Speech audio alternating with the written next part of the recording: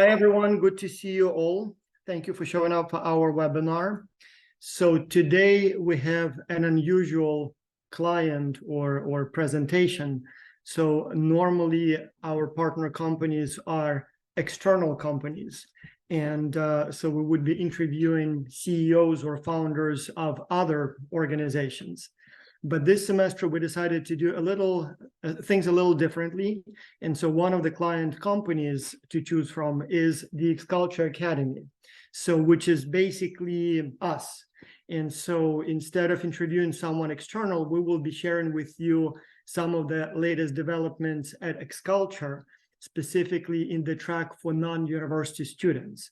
And so here with me are Dr. Leilani Balmanis, who is the director of this program, and Rafael Tamashiro, who is basically our administrator for the non-university track program that we call XCulture Academy.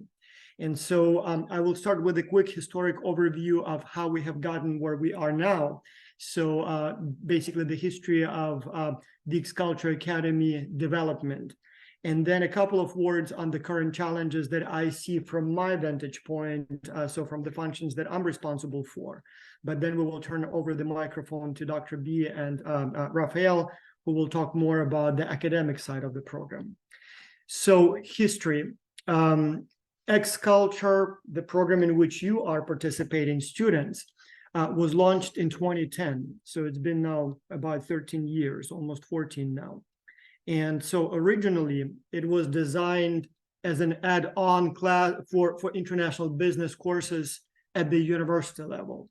So from the very beginning, XCulture was envisioned as a experiential learning project for MBA and business students at the university level. So we would have professors like myself, like Dr. B, like your professors, who teach international business, international marketing, international business strategy, and related courses. And so we would be teaching the course in the classroom, trying to teach you or explain to you that maybe doing international business with, let's say, Ukrainians is different than doing business with Brazilians. But for students, sometimes those things are difficult to understand until they sort of experience those challenges. It's as I say, it's as if I'm trying to teach you how to swim on a football field, right? You have to get in the water to learn how to swim. And it's the same thing with international business. You have to have that international experience to understand international business. And so our original idea was that we would pool our sort of resources. So different professors place our students in international teams so that there are multiple countries represented on each team. And so this way the students will work across the language differences, across the time zone differences, across the cultural differences, and experience in real life what we are trying to teach you through lectures in the classroom. So that was the idea. And it was successful. So the first time we did it, we had 7 countries and about 400 students. And then it grew and grew and grew. And now we would have about 6,000 to 7,000 students in a given semester. And so, like, for example, this semester, the students come from about 150, 160 universities, from about 70 countries by the location of the students, about 45 countries by the location of the universities, and about 100 and something countries by the nationality of the students. And so we place you in international teams as you are. And so all team members, each team member comes from a different country. Maybe sometimes you may have like 2 students from the United States, or maybe sometimes 2 students from India. But overall, you have multiple countries on your team, multiple continents.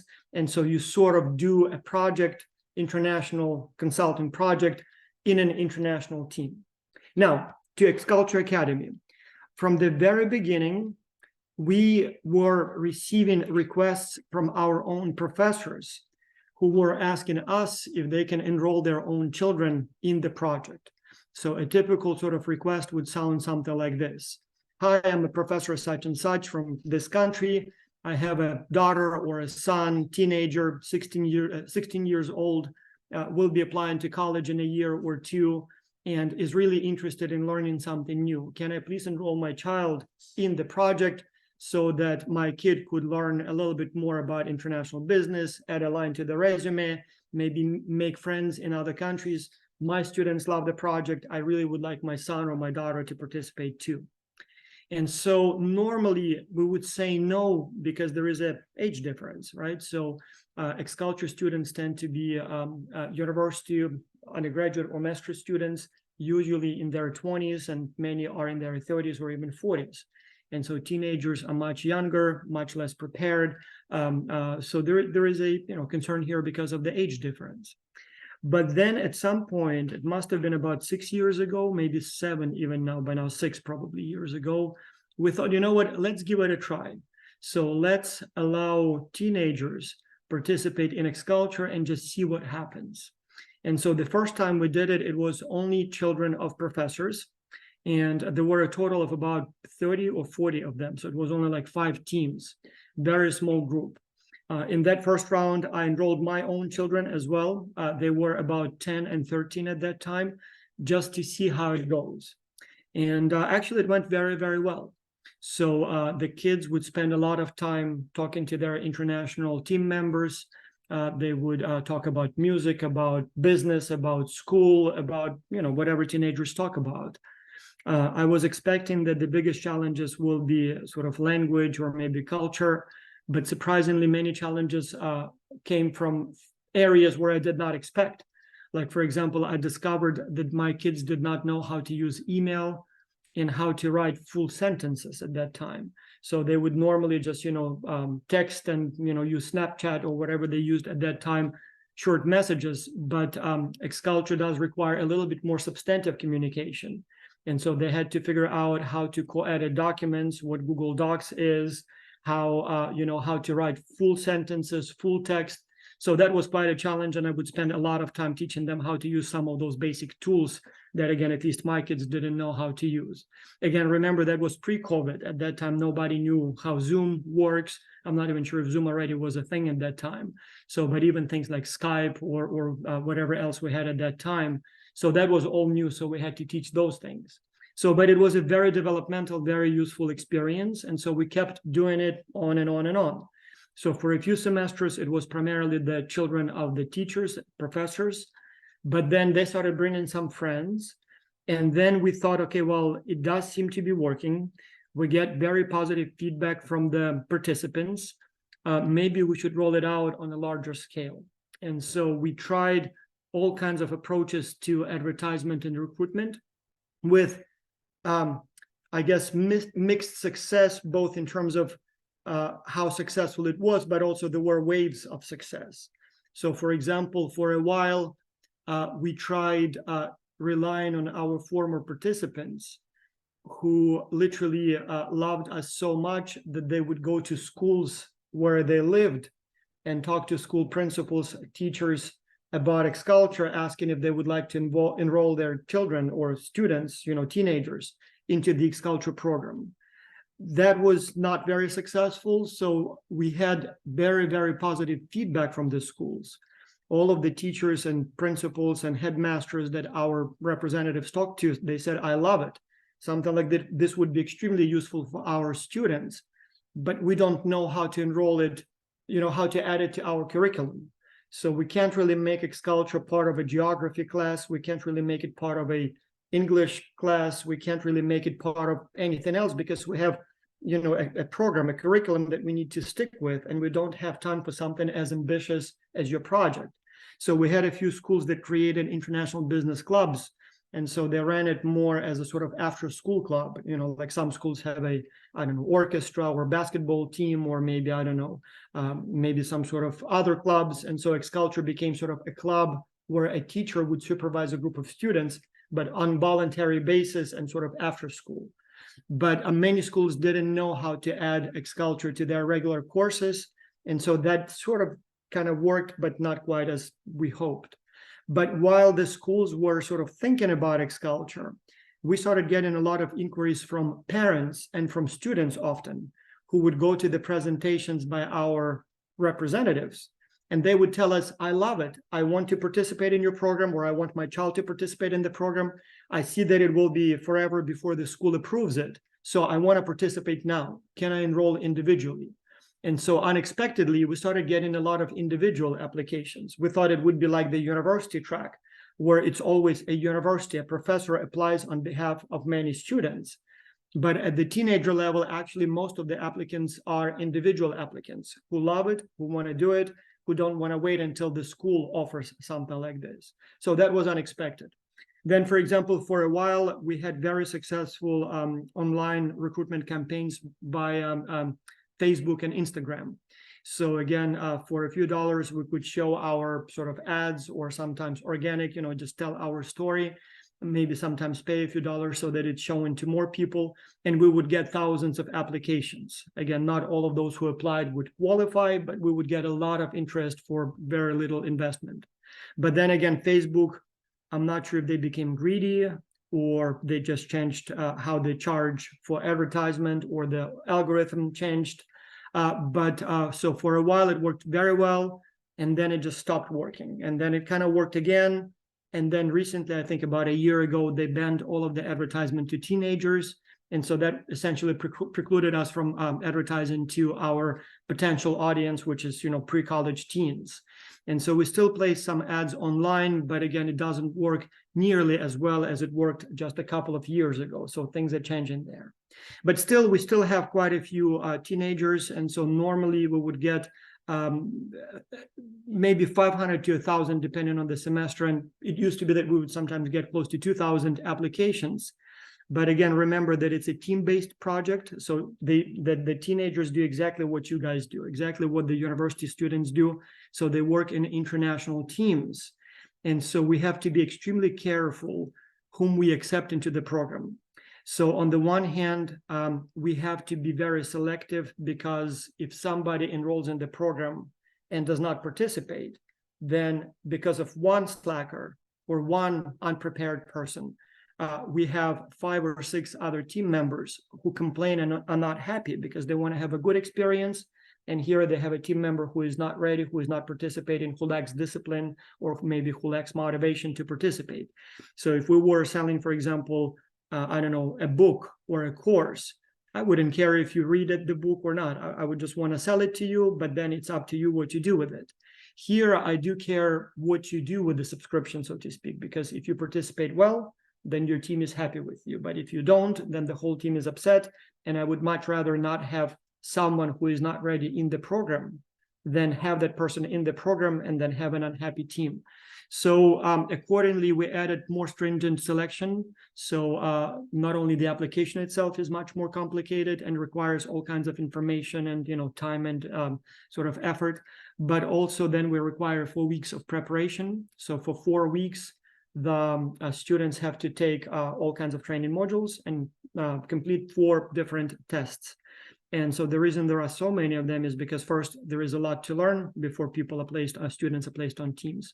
But then second, the tests are also a test, so to speak. So not only we want to know if you know the answers to the questions, but we also want to know if the student, if the applicant at this stage is able to sustain a high level of engagement and performance for an extended period of time. So if you can study each week and complete a test each week, that tells us that probably you will also then work with the team week after week after week. At the same time, even if you're extremely smart and creative, but if you fail to show up for the test on a weekly basis, if you fail to do your homework and prepare for the test, chances are you will not show up for the team meetings, you will not do the assignments that the team assigns to you, and we don't want people like that. So anyway, that's briefly about where we are, and I'll just add that in addition to the teenagers, we also have one more category of non-university student participants. We call them professionals, and these are non-student adults who would like to participate in XCulture. So again, from the very beginning, we had mainly friends of our students who would tell us, I'm 25 years old, or I'm 30 years old. I have a job, I'm not a student, but I really want to complete XCulture. I think this international experience will look good on my resume, will give me the skills that I need for my work, will increase my chances of getting a promotion or a new job. And so I really want to complete it. Can I participate? And so again, some years ago, we thought, well, sure, let's have a track of sort of non-student adults, professionals who will do the same project, but in teams of professionals, not students. And so again, that one, we never really advertised for it. So primarily all of the participants are friends of the students. So students love it. They tell their friends, they come to us and say, we want to participate. So that cohort is a little smaller, but we always have some teams comprised of these working professionals who are not university students. Otherwise, it's the same program. So they apply, they have to complete 4 weeks of preparation, then they complete the project in teams, and then there is a reflection phase where they do the presentation and sort of reflect on their experience. And so here I'm going to turn the microphone to Dr. B, who may be, and Raphael, who will tell you a little bit more about how the program is structured, and so talk more about the academic side of this program. Dr. B, on to you. So hello, everybody. I'm also a university professor. I actually teach in Florida, very close to Miami. I teach at Lynn University, and I joined Academy as the program director. It was the year that COVID happened, right? Must have been, yeah, about 3, maybe 4 years ago. So it's hard to keep track, but yes, right before COVID, I think. So, and at that time, I don't know, Raphael, were you already there as well, or were you just coming on as well? I don't remember exactly now. Raphael was, yeah, he was involved from pretty much the very beginning too. So especially once it started getting bigger. Yeah, because I mean, I remember working with Giovanni in the Ukraine for a while, and then eventually when I came on board, it was Raphael mostly. So we structured it to where, of course, as a director, right, like you take a look at the overview of the organization, and then you see where you have efficiencies. And I think one of the biggest challenges that we had was the marketing, trying to get in front of the right audience and making sure that the audience that we do recruit have the qualifications to participate in a way that makes the experience really good for everybody. And Raphael, of course, manages the operational parts, and he's been so valuable to me in the program. I mean, he's basically doing more of the work than I am.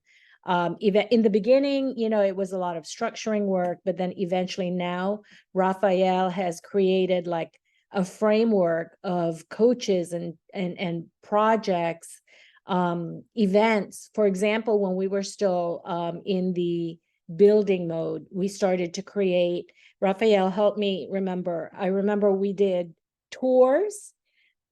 So we would have participants do tours of their communities.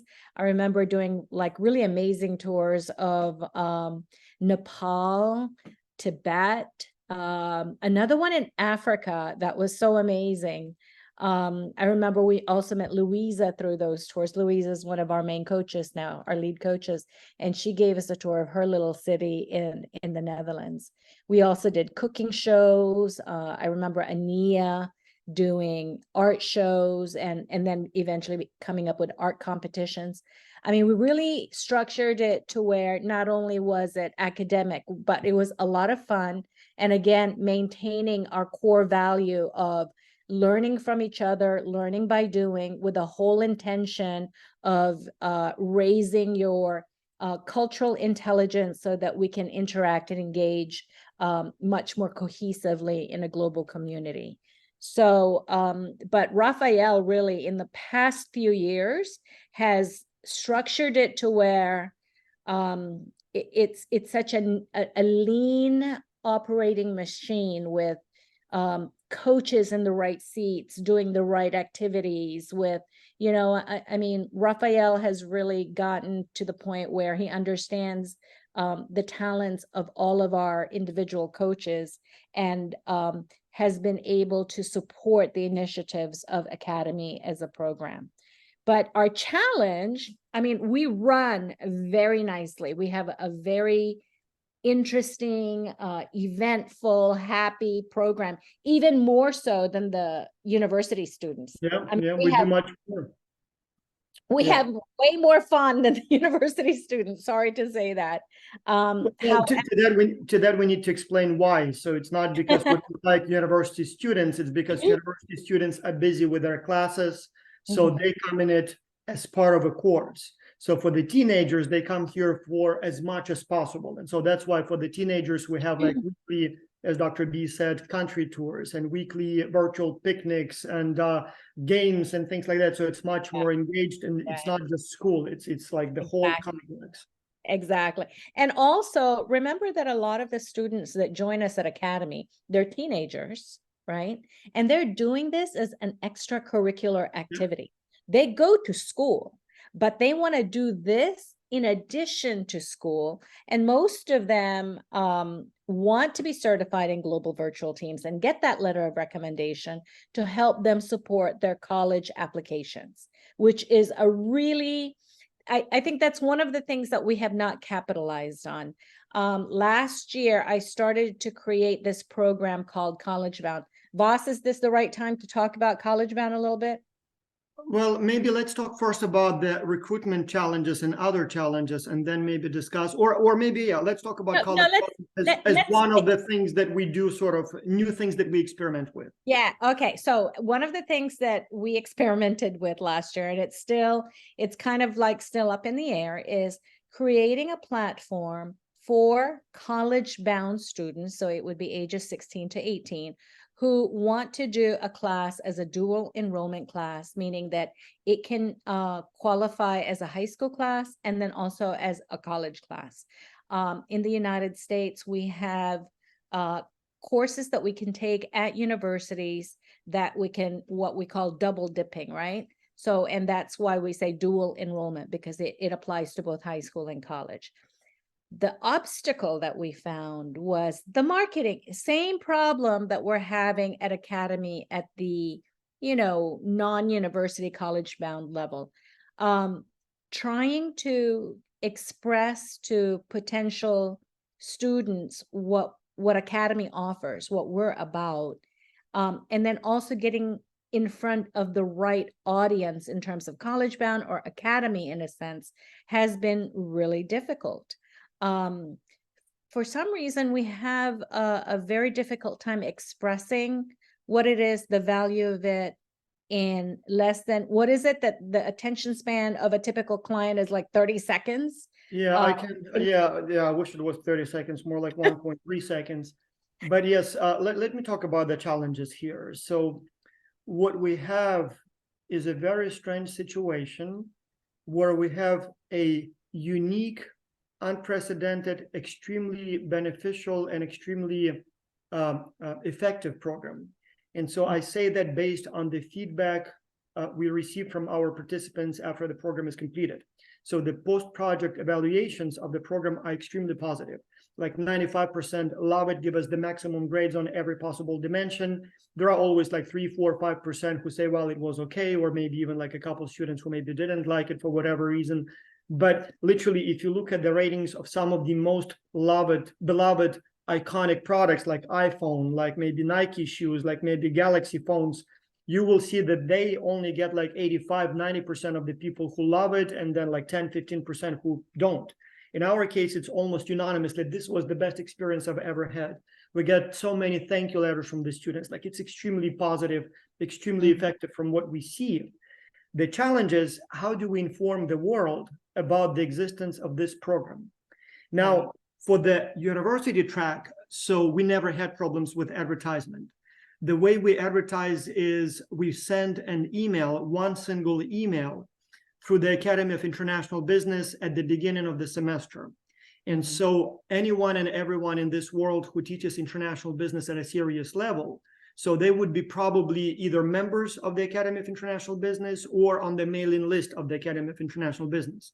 And so simply sending an email to our colleagues, international business professors, is sufficient to inform all possible participants of our existence. Not everyone participates. I mean, some may have a different thing for their course. Some may not have time or may not be interested in something like this, but everyone knows about us. And especially after a few years, after we published a bunch of papers presented at multiple conferences, it seems like by now, most people who teach international business at a kind of world-class serious level, they know about Xculture. So advertising is very easy. We don't have to spend a single penny on it, so people know about us.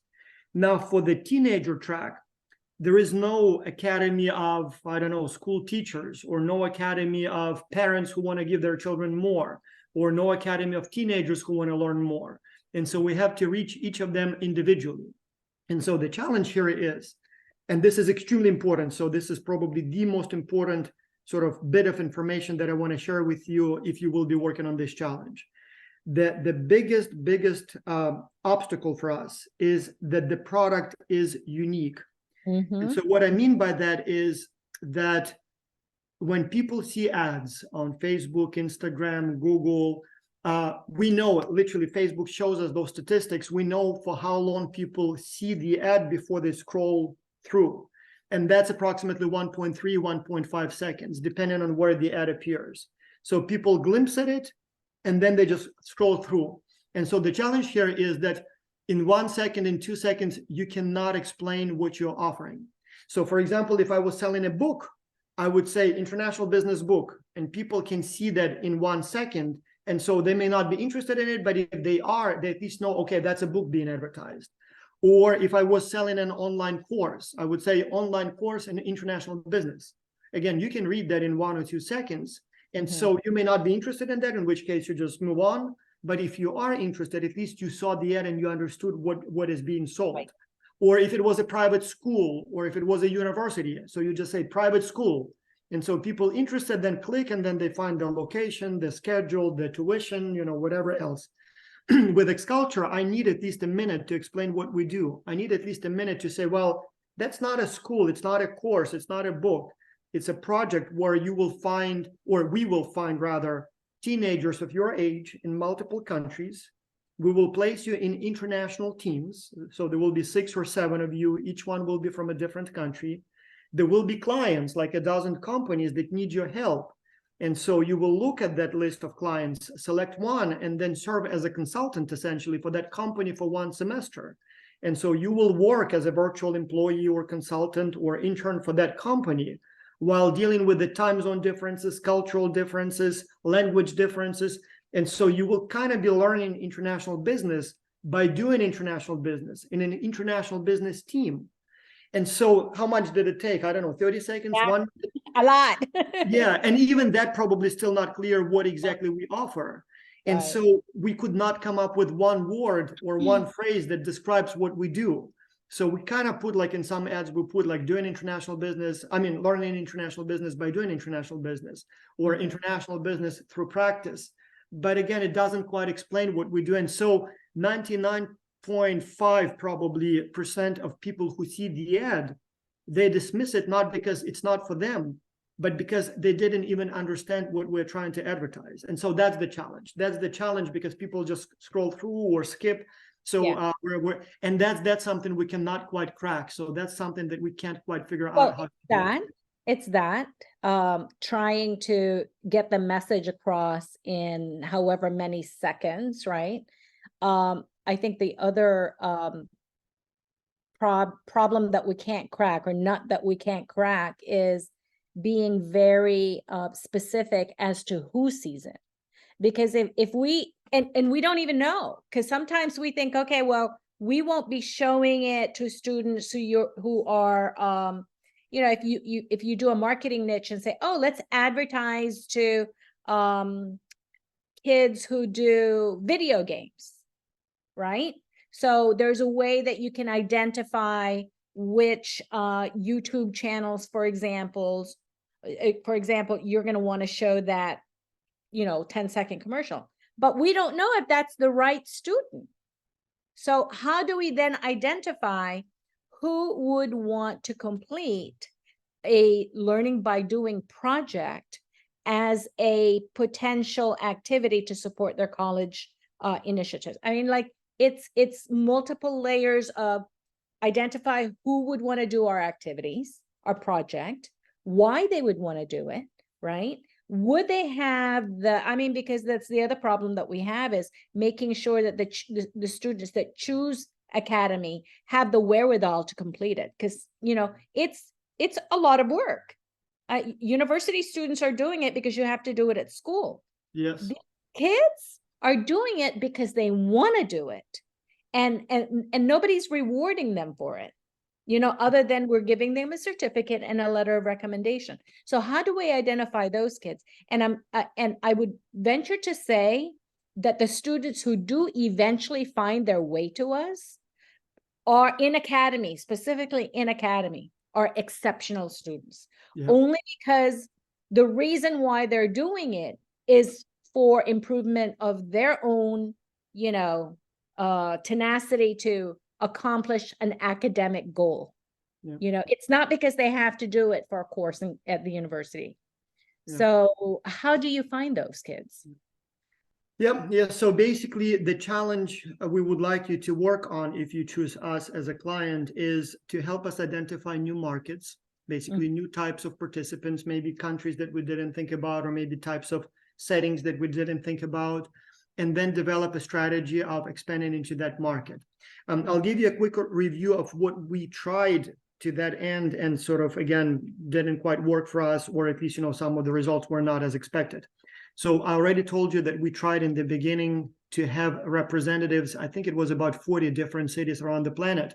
Some of the major cities where our participants, we call them regional executive directors. So basically regional representatives. And so they went school to school talking about XCulture. And as I said, it was, I would even say, heartbreaking, because I would get so many thank you letters from the schools saying, we love it so much. I wish we did it, but we just don't, like in some countries, the Ministry of Education would not allow us to do something like that. In other countries, we are so packed, we can't add anything on top of that.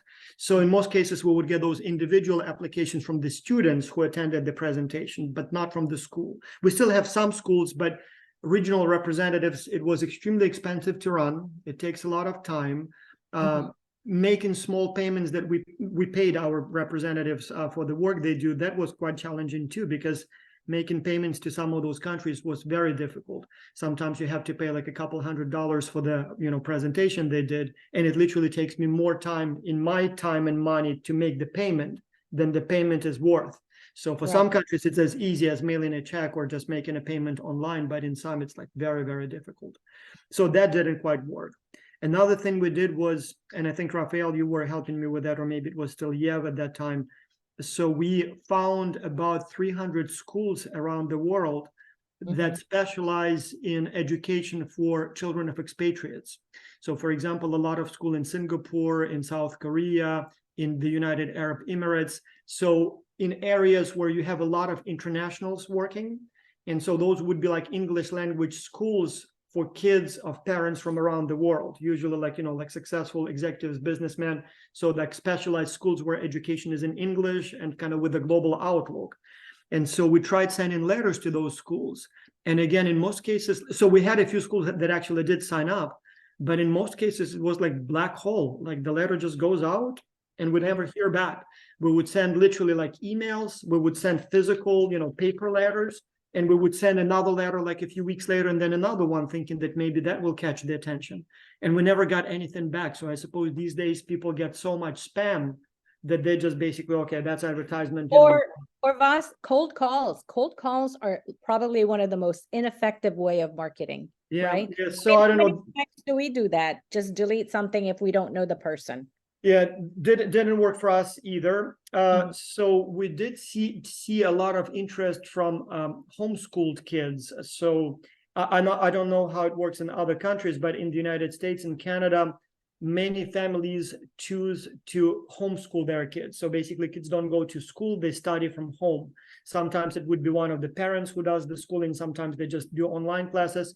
And so we've had a bunch of participants who are homeschooled kids who love XCulture because it gives them this sort of personal contact. When you're stuck at home, you don't have that social aspect of education. And so XCulture gives them that. But again, there are no associations of sort of homeschooled, kids or parents. And so the few that we were able to reach and tell about us, they were like, oh, I love it. I want to do it. But again, that's like one by one, it's very difficult to reach them. And so we could never replicate that on scale. So that sort of worked for the people that we were able to talk to, but no.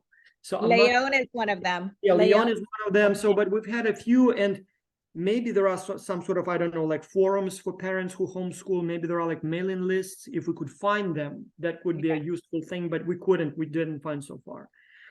We've heard a lot of recommendations about using influencers, and we'd love to give it a try, but we never found suitable influencers. Again, maybe we didn't look far enough, but maybe if you can identify people who are popular online with maybe talking about education in general, or education for smart kids, or maybe homeschooling, or something in this domain, so whose listeners or followers could potentially be interested in XCulture, we would be happy to maybe collaborate with those influencers, maybe pay them or whatever the mode of collaboration. And maybe through them, we can inform a potential large group of people interested in X-Culture, but we did not find suitable influencers. We thought about going just general, like, like Smarter Every Day, or I don't know, Vsauce, or some other channels that, kind of specialize in pop science. But again, I think we even approached a couple of them, but first, some of them charged like insane amounts of money for product placement, like, hundreds of thousands, even sometimes. And second, again, the audience are not necessarily teenagers. Like somehow we never were able to do it right. But if you know someone who might be suitable for that, role, and you can maybe find out how much they charge or what are the sort of conditions of collaboration, we would be very, very interested in that. And then also we thought about sort of content marketing. So we know that many teenagers who apply to our program do it so that they can strengthen their resume before they apply to college. And so maybe we could think about some sort of like short articles or videos that maybe educate kids about, applying to colleges, how the system works, what you need to work on. And somewhere in that, we kind of embed a note that extracurricular activities are extremely important, because everybody goes to school, everybody gets good grades, but not everybody has an interest in experience like X-Culture. And so maybe by educating students how to apply to colleges, we can also weave in and mention that an X-Culture experience could help. But again, we even wrote some of that content, but again, it's a little tricky. So when we try to place it online organically, like for example, we have a pretty successful X-Culture Facebook, or used to be successful. We have about 250,000 followers. So when it's just a funny post, Facebook shows it to a lot of people, sometimes literally to millions of people. But once it sniffs that it's advertisement, it shows it to like 500 people and then bombards you and says, like, for $20 extra, we will show it to another 500 people. And so first it becomes quickly expensive, but then once you pay, it shows up as advertisement. And that's a problem, because once people see that it's a sponsored, text, they just scroll through, they don't read it. So that quite didn't work for us. And again, I suspect we didn't do it right. So again, if you have suggestions for how to work properly with content marketing, we would be very interested in hearing thoughts, but also maybe getting help.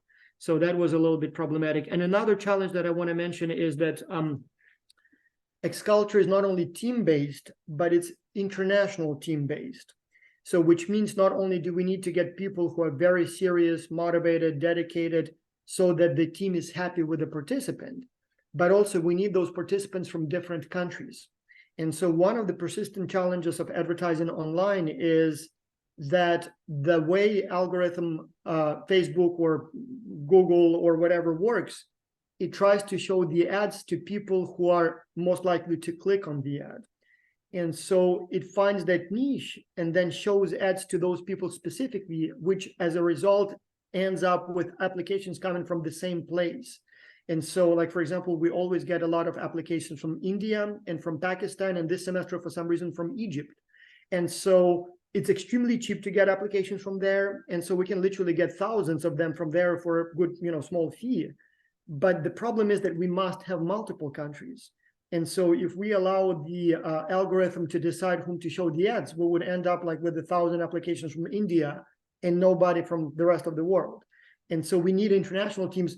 So after, like receiving quite a few applications from India or Pakistan or Egypt this semester, we literally have to unclick those countries and say, no, stop advertising there. So we know they love us, we love them. But for every student from India, we need to have 5 students from other countries. So try to show it now in the United States or in Europe. And so that creates a problem because, again, the price is very different for different countries. So yeah. Affordability, that's the other thing. Yeah. I mean, we have to charge to run this program because we have to pay people to run this program. I mean, you and I, we're basically volunteers, right? Yeah. But the idea is that we need to run a professional program. And in order to do that, we have to pay people. So we have to charge for the program. But $250 in the United States is a completely different value And level that's another one, yeah. for another, underdeveloped country. So that's another one of our obstacles, of making sure that it's comparable, the valuation. Yeah. I wanted to ask Raphael if he had, because what I'm noticing with Raphael is that you have been able to network with different schools around the world. That's been pretty successful. So can you give us some insight on that? You're Your muted. microphone is muted, Michael. Raphael, you lost your sound.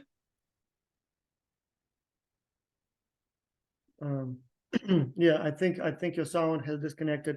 So while Raphael is connecting his sound, I'll take a look here. There's a question from Zainab. Is it a good way to advertise by distributing the questionnaires to different organizations like schools and workplaces to see who are interested, because every place has a different. That's a good question. So I mean, instead of advertising or telling people, maybe ask people. I like the idea, but I'd like to hear more details. So I wonder if that would be something that maybe your team, Zainab, if you choose us as a client, if you can give us more specifics on whom to contact and what to ask. That actually may be very smart. So, ask instead of tell. But again, we need more details. I mean, like, what would be the questionnaire? Who would be the people we would send it to? Would it be the school principal? Would it be a teacher?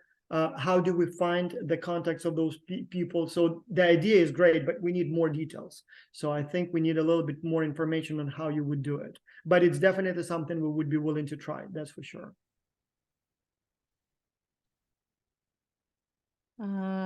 Raphael, I think he's still. Raphael lost his sound. Yeah. Yeah. Um. Well, can I just add to that? Because again, another way that we're testing right now is we're trying to see if this concept of college bound, we branded it college bound at XCulture, because again, our target market are 16 to 18-year-old students who are potentially going to universities.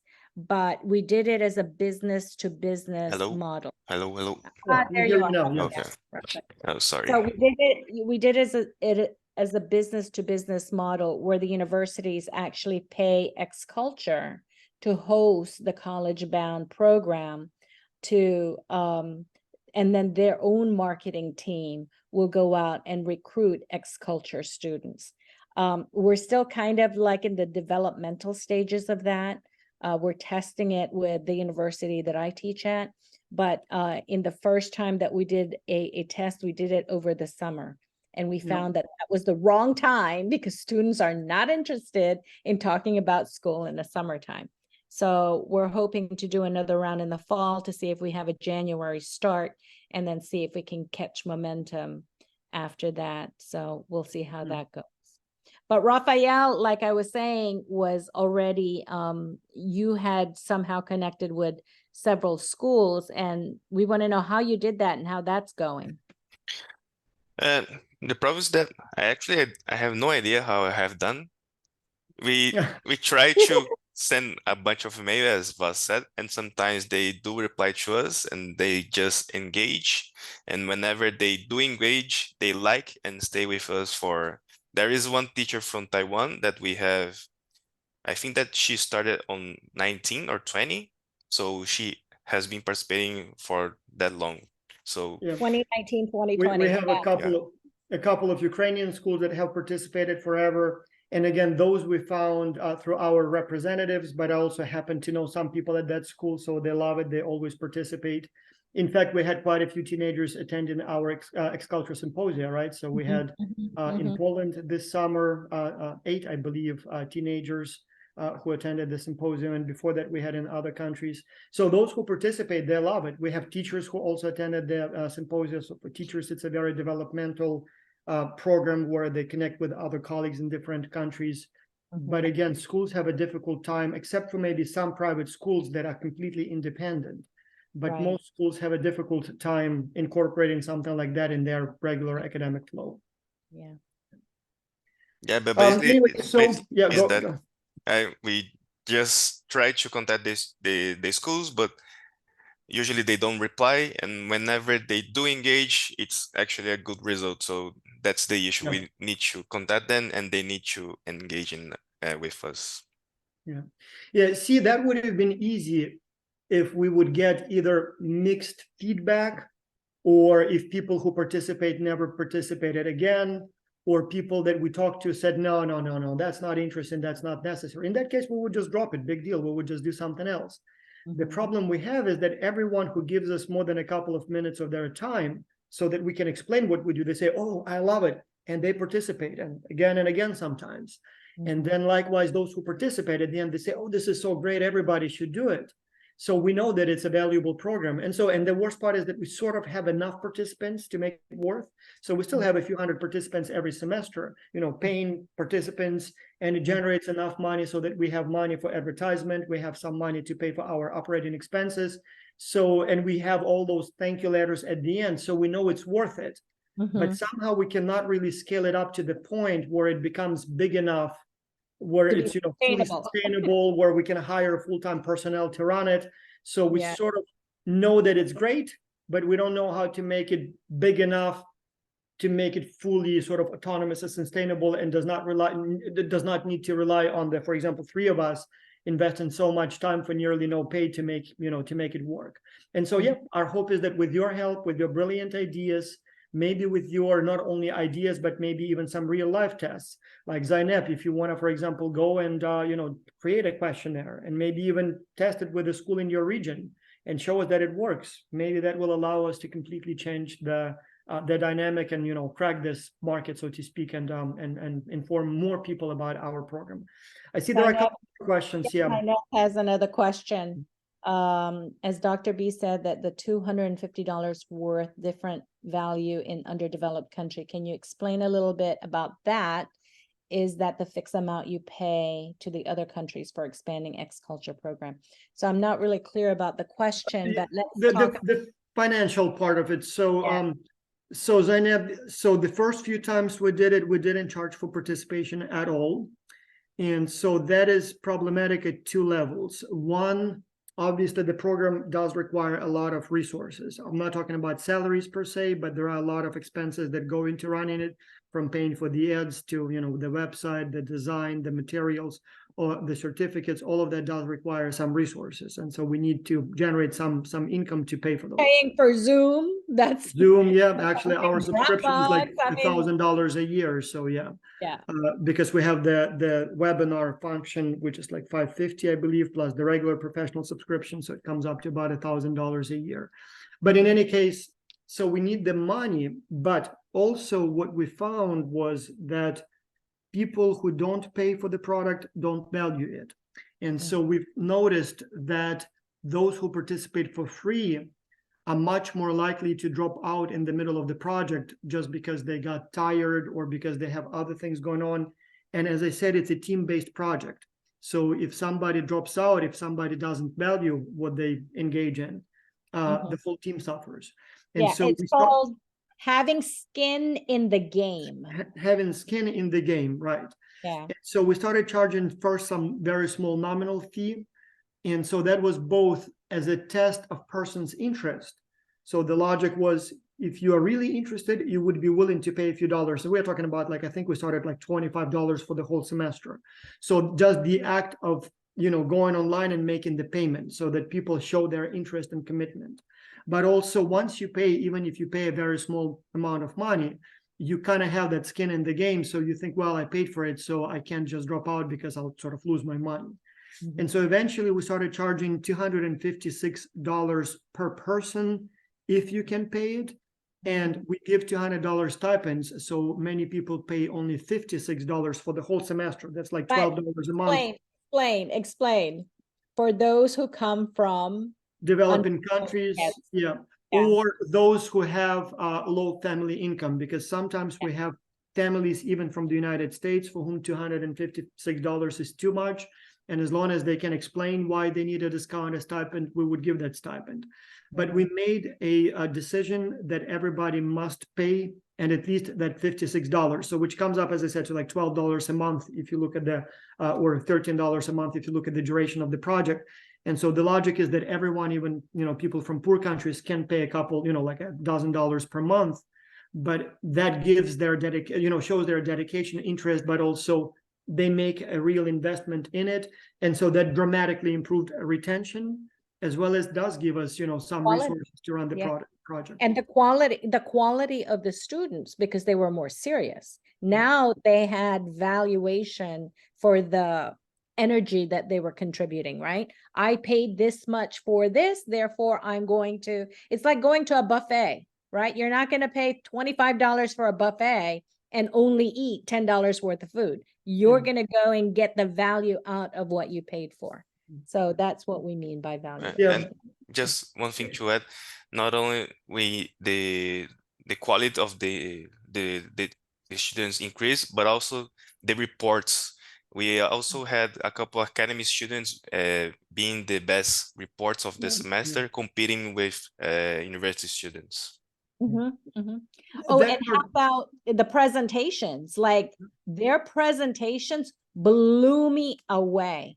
We teach at the university, that's our job. And sometimes those academy students, I'm like, I am scared that if we don't continue to mentor these kids, that, they're not going to grow into their fullest potential, because we found, some of these kids find their way to us. And they are amazing. They're going to be like presidents of countries, executives of corporations. I mean, you guys are going to save the world, and we want to help you grow into that person.